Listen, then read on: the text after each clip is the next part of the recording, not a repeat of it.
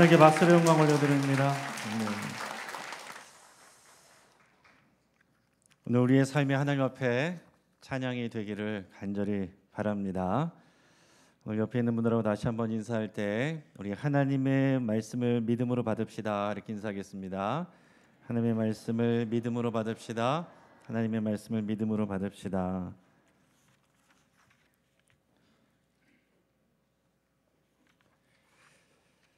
오늘 본문을 통해서 주의 성령이 내게 임하셨으니 라는 제목으로 우리 말씀의 은혜를 같이 나누겠습니다. 여러분, 지난 1년 동안 여러분 어떻게 사셨습니까? 우리는 하나님의 은혜로 살았습니다. 하지만 지금 정치적인 혼란으로 인해서 국민들이 또 불안해하고 염려하고 또 분노하고 있고 또 세계가 염려합니다.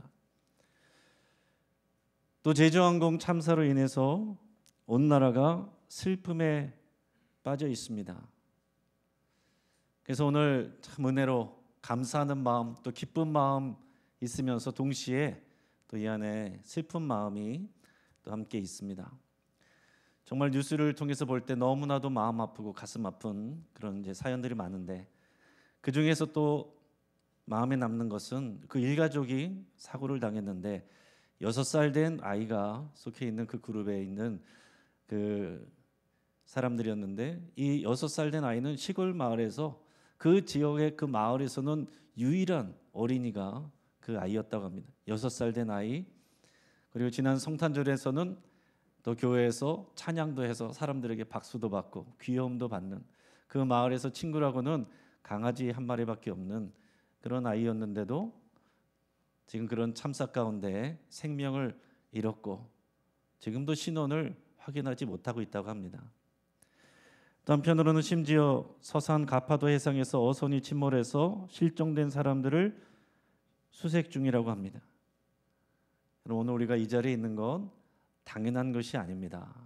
우리가 다음 기회란 것은 우리에게 속해 있는 것이 아닙니다. 또 각자의 삶에서 또 여러분 염려되고 상처받고 무거운 짐들이 여러분 다 있을 겁니다. 근데 여러분 예수님이 오셨을 때도 똑같았어요. 여러분 여기 우리 트리가 아직 있는데 여러분 동방정교에서는 1월 7일이 성탄절입니다. 그 날짜를 세는 그 방식이 달라서 동방정교에서는 1월 7일이 성탄절이고 우리 그때까지는 우리 성탄의 의미를 더 깊이 누려도 좋겠습니다. 예수님이 이 땅에 오셨을 때 그때 상황이 오늘 우리가 살아가는 이때하고 다를 게 없다는 얘기예요. 어떤 사람들은 나라 때문에 분노하고 어떤 사람들은 종교적인 문제 때문에 갑갑해하고 어떤 사람들은 병들어서 고통하고 어떤 사람들은 또 핍박받고 그렇게 흔들리고 어두운 세상에 예수님이 생명의 빛으로 소망의 빛으로 오신 겁니다. 여러분 예수 그리스도의 오심이 오늘 이 자리에서 우리가 하나님 앞에 예배하는 그 이유가 되는 것이고 또 소망할 수 있는 이유가 되는 것입니다. 우리의 상처난 마음, 그 영혼 오늘 이 시간 이 예배 가운데 주님 손에 맡겨드릴 수 있길 바랍니다. 우리 힘으로 해결할 수 없는 모든 문제들 하나님 손에 맡겨드리시길 바랍니다. 우리가 낮아질수록 하나님의 놀라운 그 은혜와 생명을 더 깊이 경험하게 돼 있어요. 여러분 상처난 마음과 하나님 앞에 영혼을 주님께 맡기면 하나님께서 오늘 일하실 줄을 믿습니다. 우리가 마음을 정하기 나름입니다. 하나님을 예배하지 않기로 작정한 사람은요 힘든 일이 있으면 힘들어서 예배 못하고 하나님이 은혜 주시고 복 주시면 바빠서 못 나옵니다. 그러나 하나님의 은혜 감사하며 예배하기로 결단한 사람은 힘들면 하나님 앞에 나와서 엎드리고 하나님이 복 주셔서 잘 되면 감사해서 예배합니다. 오늘 이 시간 여러분이 마음을 정하고 예수님을 소망 삼는 또 성령님을 의지하는 이 시간 되기를 주의 이름으로 축복합니다. 여러분은 한 해 동안 우리 2024년 주제표와 감사 캠페인 붙들고 우리 매일 또 모일 때마다 새벽마다 예배 때마다 외쳤는데 우리 다시 한번 외쳐보겠습니다. 또 시작. 감사의 씨를 뿌려 행복의 열매를 맺는 교회, 감사의 향기가 되겠습니다. 감사의 꽃을 피우겠습니다. 감사의 열매를 맺겠습니다. 아멘. 여러분, 한 해 동안 부지런히 감사의 씨를 뿌리셨습니까? 여러분, 행복하셨습니까? 여러분, 좋은 일이 많이 있어도 감사할 줄 모르면 행복은 없습니다. 그러나 아무리 어려운 상황이어도 믿음으로 감사의 씨를 뿌리면 행복해지는 거예요. 감사의 향기가 되겠습니다. 모든 순간에 하나님 앞에서 향기가 되는 삶, 하나님을 예배하고 하나님께 감사하는 겁니다. 감사의 꽃을 피우겠습니다. 우리 다른 사람을, 우리 이웃을, 성도를 칭찬하고 감사하고 격려할 때 웃음꽃이 피우는 것. 또 감사의 열매를 맺겠습니다.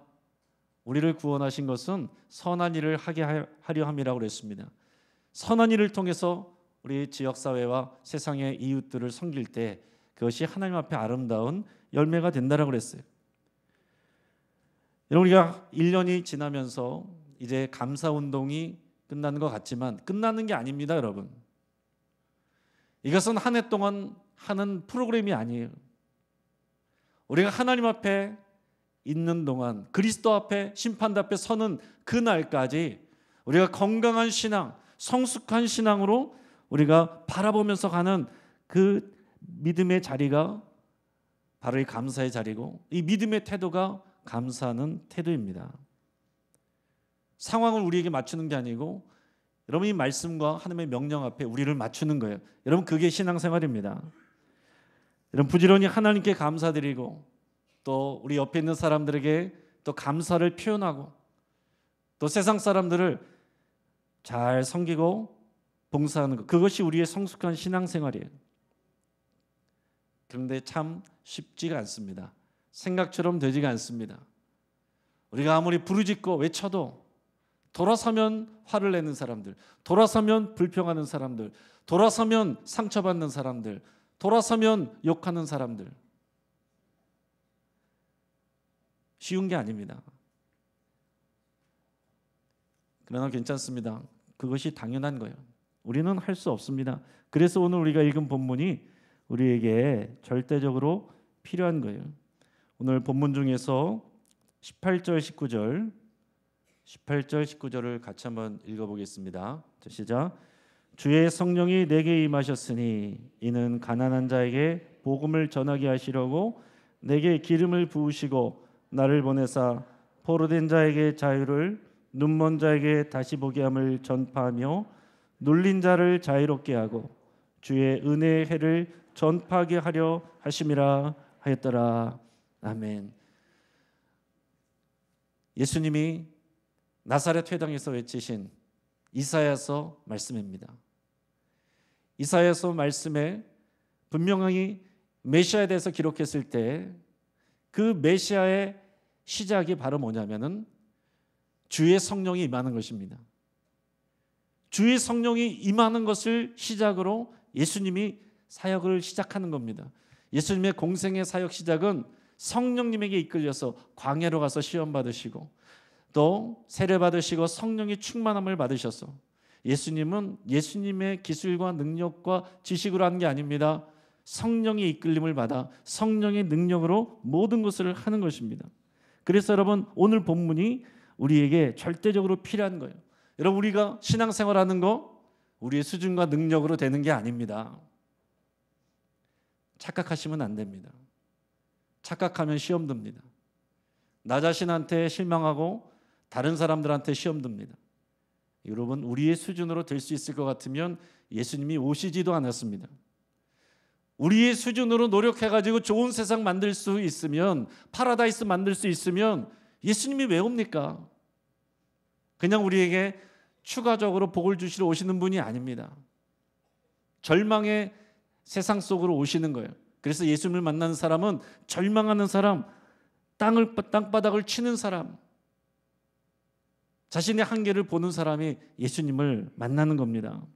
그 어떤 것으로도 주님 앞에 온전히 설 수가 없어요. 목회도 마찬가지고 나의 지식과 능력과 경험으로, 프로그램으로 되는 게 아닙니다. 오직 성령이 일하시고 역사하셔야 됩니다. 제가 우리 교회 와서 우리 최규철 원로 목사님에게 만날 때마다 듣는 말씀도 이 말씀이, 우리 원로 목사님 늘 하시는 말씀도 본인은 목소리도 연약하고 눈도 약하고 내세울 것이 없지만 그래서 오직 하나님 앞에 의지하고 기도하여 성령의 능력으로 또 사역하셨다고 그렇게 고백하고 또 그렇게 권면합니다. 여러분, 그거 외에 뭐가 있겠습니까? 어떤 노하우로 하겠습니까? 목회도 신앙생활도 노하우로 하는 게 아닙니다. 오늘은 또 우리 최규철 원로 목사님을 또 형님처럼 모셨던 우리 노회 안에 안산제일교회 고훈 목사님 발인 예배했습니다. 저도 오늘 참여했는데 그 고훈 목사님도 또 많은 질병 가운데 수술도 많이 하시고 죽을 고비도 여러 번 넘기셨는데 만 78세 일기로 하나님의 부르심을 받았습니다. 그 인터뷰하는 영상에서도 우리 최규철 목사님과 똑같은 말씀을 하십니다. 어떤 목사님으로 기억 남기 원하십니까? 물어볼 때 나는 너무나도 못났지만 하나님의 은혜로 살았던 목회자라고, 그렇게 기억되기를 원한다고 그렇게 고백하는 것을 보았습니다. 몇몇 분들에게만 해당되는 게 아니에요. 저도 그렇고 여러분들도 다 마찬가지입니다. 여러분, 우리가 넘어지고 시험 들 때는 내가 자신감이 차오를 때, 이 정도면 되겠다, 준비하지 않고도 눈 감고도 할 수 있다, 그때가 딱 넘어질 때입니다.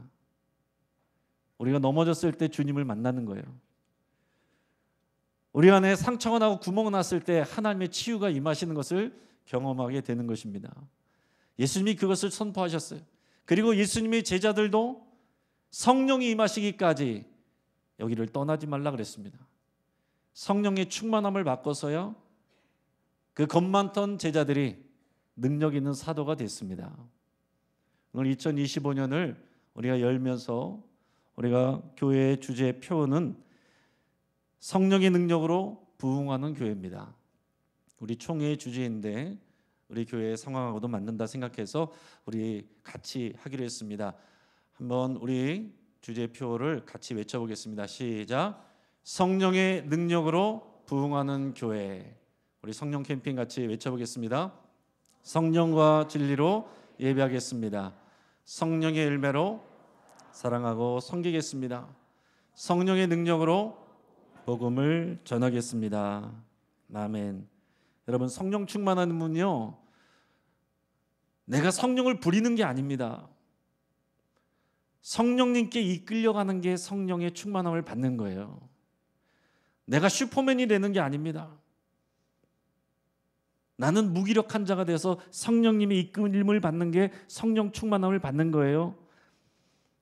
성령님은 예수님의 영이셔서 성령 충만함을 받으면 예수님을 닮아가게 하고, 성령님은 하나님의 영이셔서 하나님의 뜻에 순종하게 하시는 겁니다. 사랑하는 여러분, 우리가 상처받아 넘어진 곳에서 바로 그곳에서 성령님이 우리를 위로하시기 시작하십니다. 우리가 실패한 그곳에서 성령님이 일하기 시작하는 거예요. 우리의 자신감이 바닥났을 때, 그때가 바로 하나님을 향한 믿음이 새롭게 출발하는 그 시간이 되는 겁니다. 2025년은 우리 성령의 능력으로 우리 예배가 살아나고 사랑과 섬김이 풍성해지고 전도의 통로가 되기를 간절히 바라고 주의 이름으로 축복합니다. 그럼 같이 한번 기도하겠습니다.